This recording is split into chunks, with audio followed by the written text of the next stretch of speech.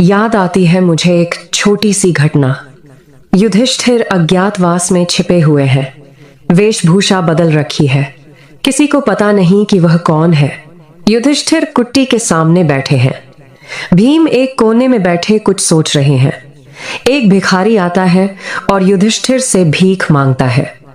युधिष्ठिर ने उससे कहा, तुम कल आ जाना। भीम उछलकर खड़े हो गए और भीतर कुट्टी की तरफ दौड़े। युधिष्ठिर ने पूछा, तुझे क्या हो रहा है? भीम ने कहा कि मैं सबको बताने जा रहा हूं कि मेरे भ्राताश्री ने समय पर विजय पाली। आपने भिक्षुक से कहा कि कल आ जाना। इससे एक बात पक्की है कि आप सुनिश्चित हैं कि कल आएगा।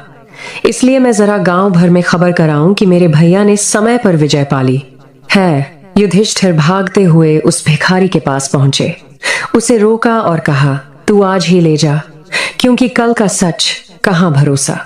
कल के लिए क्या उपाय है कि हम कुछ तय कर सकें?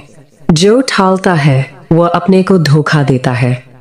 जो खल पर छोड़ता है वह किसी और से नहीं, अपने से ही बेईमानी कर रहा है। इसलिए अगर कल आपके हाथ में हो तो स्थगित करना, और कल अगर हाथ में न हो तो स्थगित मत करना।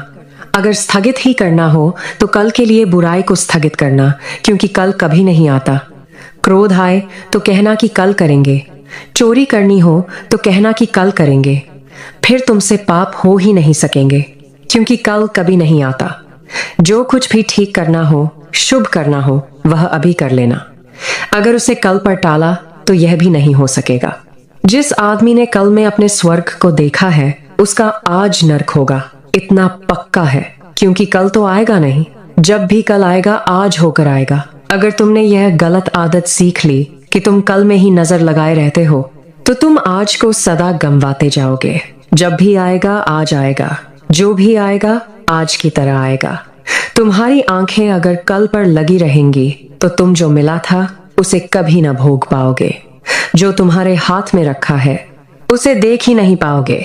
जो नृत्य गीत चल ही रहा था उसमें सम्मिलित ही न हो पाओगे। अस्तित्व वर्तमान है, उतरो छलांग लो। तैयारी तो सदा से पूरी है, सिर्फ तुम्हारी प्रतीक्षा है। तुम नाचो, तुम ये मत कहो कि कल नाचेंगे। तुम ये मत कहो कि आंगन ही टेढ़ा है। नाचें कैसे? जिसे नाचना आता है वो टेढ़े आंगन में भी नाच लेता है। जिसे नाचना नहीं आता, आंगन कितना ही सीधा चौकोर हो जाए तब भी नाच ना पाएगा।